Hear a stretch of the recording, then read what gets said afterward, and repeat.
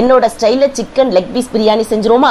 பிரியாணி பாத்திரத்தை சூடேற்றி பாதி எண்ணெயும் பாதி நெய்யும் சேர்த்துக்கோங்க. பட்டை, கிராம்பு, ஏலக்காய், பிரியாணி எல்லாம் நல்லா பொரிஞ்சு வரவும் வெங்காயத்தை அரைச்சி வதக்கிக்கோங்க. இஞ்சி பூண்டையும் அரைச்சி வதக்கிக்கோங்க. தக்காளி பழத்தையும் அரைச்சி வதக்கிக்கோங்க.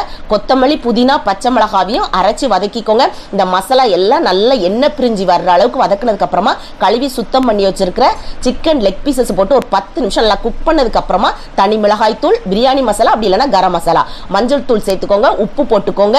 இப்போ 1 டம்ளர் அளவுக்கு தயிர் நல்லா பீட் பண்ணிட்டு சேர்த்துட்டு இதை நல்லா குக் பண்ணுங்க. ஒரு 60% அளவுக்கு நல்லா குக் ஆனதுக்கு அப்புறமா நாளைக்கு ஜீரக சம்பா அரிசி எடுத்திருக்கேன். 1க்கு 1.25 சேர்க்கணும் தண்ணி. நாளைக்கு பாதி தேங்காய் பாலும் பாதி தண்ணியும் சேர்த்திருக்கிறேன். நல்லா கலந்து விட்டு குக் பண்ணிக்கோங்க. இப்போ நல்லா கொதி வந்துருச்சு. இப்போ நம்ம 20 நிமிஷம் ஊற வச்சிருக்க ஜீரக சம்பா அரிசியை போட்டு நல்லா கலந்து விட்டுக்கோங்க. இப்போ தம் போடுற சமயத்தில் எலுமிச்சம்பழம் சேர்த்து ஒரு 20 நிமிஷம் தம் போட்டு இறக்கிட்டீங்கன்னா அருமையான chicken leg piece biryani ready. கண்டிப்பாக ட்ரை பண்ணுங்க. அப்படியே சப்ஸ்கிரைப் பண்ணிருங்க.